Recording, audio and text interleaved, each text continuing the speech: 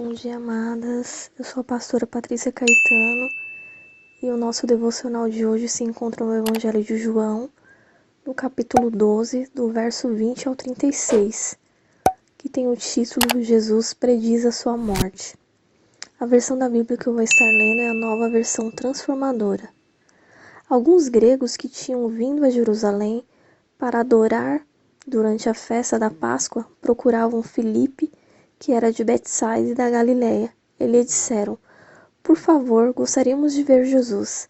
Filipe falou a esse respeito com André, e os dois foram juntos falar com Jesus. Jesus respondeu: chegou a hora do Filho do Homem ser glorificado. Eu lhes digo a verdade. Se o grão de trigo não for plantado na terra e não morrer, ficará só. Sua morte, porém, produzirá muitos novos grãos. Quem ama sua vida nesse mundo a perderá. Quem odeia sua vida nesse mundo a conservará por toda a eternidade. Se alguém quer ser meu discípulo, siga-me, pois meus servos devem estar onde estou. O Pai honrará quem me servir. Agora minha alma está angustiada. Acaso devorar? Pai, salve-me desta hora? Mas foi exatamente por esse motivo que eu vim. Pai, glorifica teu nome. Então uma voz falou do céu: eu já glorifiquei meu nome, e o farei novamente em breve. Quando a multidão ouviu a voz, alguns pensaram que era um trovão, enquanto os outros afirmaram que um anjo havia falado com ele. Então Jesus lhe diz: a voz foi por causa de vocês, e não por minha causa. Chegou a hora de julgar o mundo, e agora o governante deste mundo será expulso.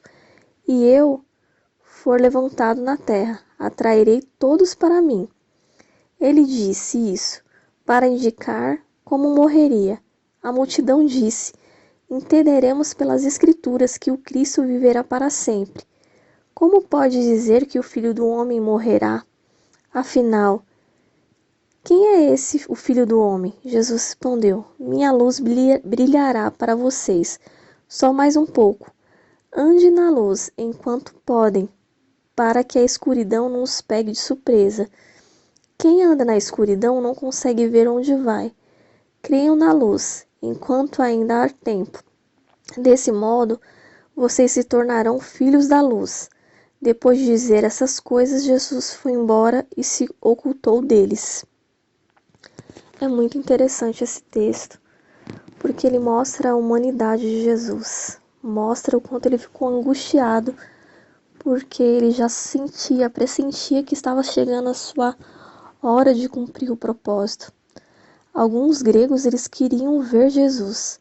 Provavelmente eram pessoas seguidoras da religião judaica, pois subiram à festa para adorar. Eles primeiro procuravam Filipe, que comunica a André. Vindo então ambos mencionar o fato a Cristo. A resposta do Senhor é a respeito da glória em sua morte na cruz. Tal resposta, em uma primeira leitura, pode parecer desconexa. Cristo se relaciona com os gregos e mais. Como a morte pode ser glória na vida de alguém? Para entendermos isso, devemos lembrar de alguns fatos mencionados no Evangelho. Jesus ele teve um ministério pontual. Ele teve um alvo em todas as manifestações. Quando a gente observa os evangelhos, desde Mateus, quando nós vamos lendo, nós vemos que alguns milagres que Jesus fazia, ele fazia oculto. Ele foi tendo atitudes e comportamentos gradativos, porque ele tinha um alvo, ele tinha um propósito, ele tinha discípulos para fazer, para alcançar alguns povos. Filipe e André, eles tinham um nome grego, eles tinham um sobrenome grego, então eles alcançaram os gregos. A mulher samaritana, ela alcançou os judeus de Samaria.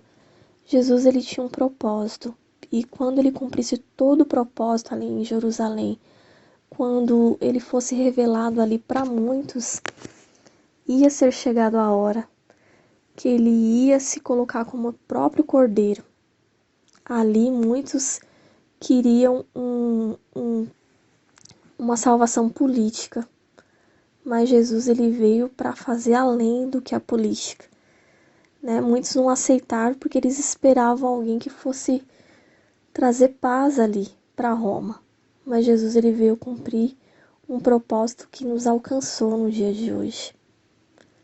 Ele ficou angustiado, o coração dele ficou temeroso, mas ele aceitou o propósito que foi estabelecido para ele até o fim. Esse texto também fala de renúncia. Aquele que perder a sua vida, achá-la-á. Aquele que perder a sua vida para o mundo. Porque também nós não somos esse mundo. Os ensinos de Jesus contraria os ensinos do mundo. E nós precisamos ficar firmes no propósito, porque tem um segundo grande acontecimento que está por vir, que é a volta de Jesus. Primeiro foi a morte dele para nos redimir de toda a culpa. Ele nos amou primeiro. E agora a igreja espera ansiosamente pela vinda de Jesus, pela busca dele, a sua igreja. E em Apocalipse diz que nós devemos guardar a nossa coroa para que nós venhamos herdar a vida eterna. E eu creio que tudo isso que nós temos passado aqui na Terra vai passar, é passageiro. E que nós vamos ter um destino diferente, glorioso com Jesus. Eu creio nessa verdade. A cada dia o Senhor tem se revelado para mim na palavra. E de verdade eu anseio, eu espero no meu coração. Eu gosto muito daquele louvor que fala sobre as lamparinas acesas, né, sobre a noiva de Cristo, né, sobre as noivas prudentes. Né, tem uma parábola que fala sobre as 10 virgens.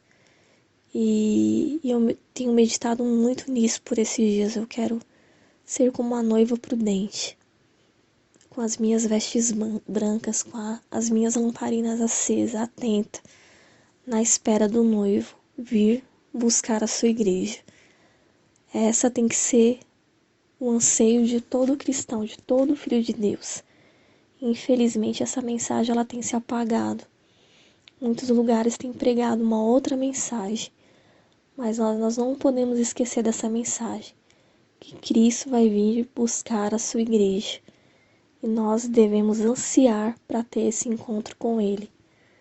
Beijo no coração para vocês e tenham um dia abençoado.